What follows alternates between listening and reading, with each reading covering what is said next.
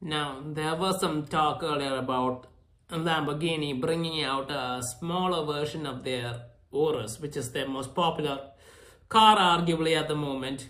I mean, the Urus SUV is selling really well. Yeah, a lot of people love that car because it's a Lambo and an SUV. You get the best of both.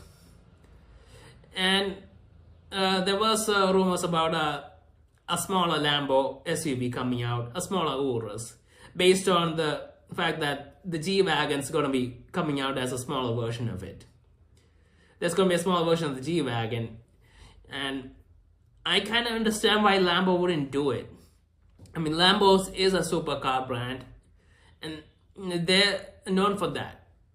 And the Lamborghini Urus, even though it is an SUV, it's a super SUV, and it kind of made super SUVs a thing. I mean, they really pulled off a great thing there. And them bringing out a budget version of it might not be the best option for the brand.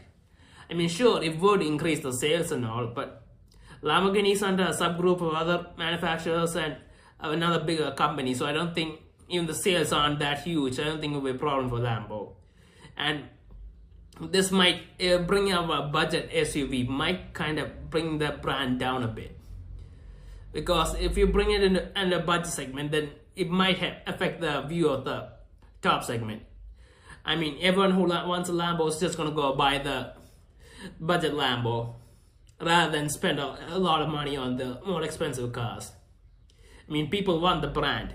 So if a budget Lambo is available, a lot of people are just going for the budget Lambo, even though the more expensive Lambos are better. The brand is the big thing, and they'll just do anything to get their hands on the brand. And a lot of brands do this. They bring out a really budget version of their products just so that the consumers will buy it, because a lot of consumers just want the brand name. They want to be known as having that brand name.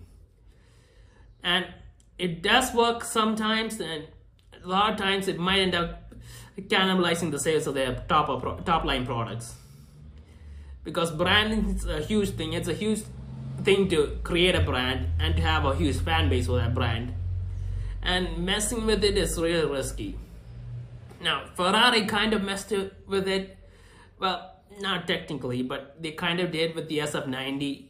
The fact that there were so many SF90s. And the price is really high. Now, if they priced it low, it wouldn't justify it, but they could have caused a serious problem for the brand. But the fact that there were so many of them and they were expensive meant that not a lot of people bought them, so the brand didn't take a hit. But yeah, Lambo going in that direction is a bit risky. Now, Mercedes going in that direction, it's not a big deal because they're a mass consumer brand. I mean, they have hot hatches, sedans, smaller SUVs, bigger SUVs. They're everywhere.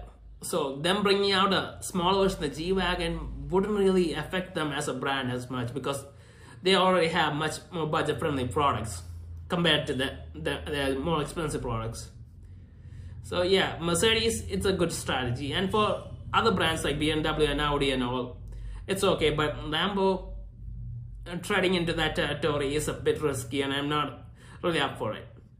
And I would understand if they had to, because of sales and all, to get more profit margins. But Lambo is not in the same position as Ferrari. They don't need to do that. They can just keep focusing on making the 3 or 4 great cars, even though they might be expensive, and deal with the sales as they come, because they have a safety net. So yeah, I think it's probably a good thing that Lambo isn't going to be making a smaller version of the very popular Urus, even though a lot of people would like to get their hands on it. So it kind of sucks for the consumer, but for the brand, it's probably a good thing. And overall, the appreciation for everyone of the brand.